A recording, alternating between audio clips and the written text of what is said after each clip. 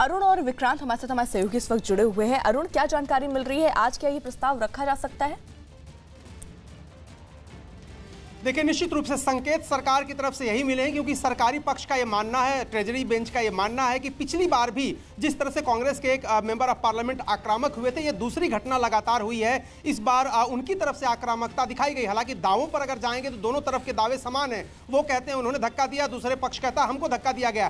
तो सरकार की तरफ से इस बात के संकेत मिले हैं कि आगे इस तरह की घटना न हो और माहौल और खराब न हो और तनावपूर्ण न हो और संसद की कोई ऐसी तस्वीर लोगों के पास न जाए। सीधे आजकल जमाना है कि लाइव टेलीकास्ट होता है, तो संसद की कोई अगली तस्वीर, खराब तस्वीर जनता के पास न जाए, उसको रोकने के लिए एक नज़ीर पेश की जाए, ये मानने वाले लोग हैं सरकार की तरफ से। और उनका ये कहना है कि जो कांग्रेस के 4 सांसद हैं, जिन पर उनके मुताबिक उन्होंने हाथापाई की, आगे बढ़े, आक्रामक ढंग से वो आगे आए। और जैसा कि स्मृति ईरानी कह रही थी कि ट्राइबल एमपी के साथ ही साथ शोभा करंजले जो हैं कर्नाटक से आती, उनके साथ भी दुर्व्यवहार हुआ। तो सरकार की तरफ से कोशिश है कि कांग्रेस के जो 4 सांसद हैं उनको पूरे सत्र के लिए निलंबित किया जाए।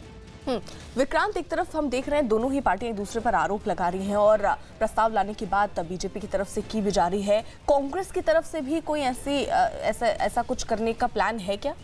देखिए, कल ही कांग्रेस ने रम्या, जो उनकी सांसद है रम्या हरिदास, उसकी तरफ से शिकायत दी गई थी और उसमें बाकायदा ये कहा गया था कि कांग्रेस की बीजेपी की एक सांसद ने उनके साथ धक्का मुक्की की। बाकायदा उन्होंने ये कहा कि वो चूंकि महिला हैं और उन्होंने अपनी जाति का वर्णन भी करते हुए कहा कि इस वजह से उन्हें धक्का मुक्की की गई और इस मामले में स्पीकर को कड़ी कार्रवाई करनी चाहिए। स्पीकर के पास उनकी तरफ से भी पक्ष गया है, यानी दोनों ही पक्षों की तरफ से शिकायतें की गई हैं। और कांग्रेस के वरिष्ठ नेताओं का ये भी कहना है कि इस मसले पर वो उनके साथ धक्का मुक्की की गई। वो लोग केवल वेल में जाकर के अपना विरोध जता रहे थे और सत्ता पक्ष के सांसद इतने उत्तेजित हो गए कि उस दौरान उनको वहां से हटाने की कोशिश की और उसी दौरान उनके साथ धक्का मुक्की हुई। उनका यह कहना है कि वो इस मामले में विक्टिम है और उन्हें एक्यूज बना करके पेश किया जा रहा है, जबकि जो तस्वीर है वो पूरी तरीके से अलग है। अब जो बात है वो पूरी तरीके से स्पीकर के सामने है। स्पीकर के पास दोनों पक्षों के शिकायतें गई हैं और स्पीकर दोनों चीजों को देखने के बाद इस मसले पर कोई फैसला करेंगे।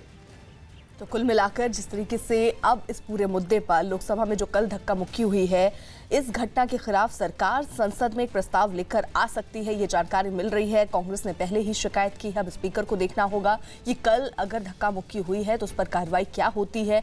हालांकि जो ये प्रस्ताव, इसके तहत कांग्रेस के उन 4 सांसदों के खिलाफ कार्रवाई की बात मांग की जाएगी जिन पर धक्का मुक्की का आरोप है।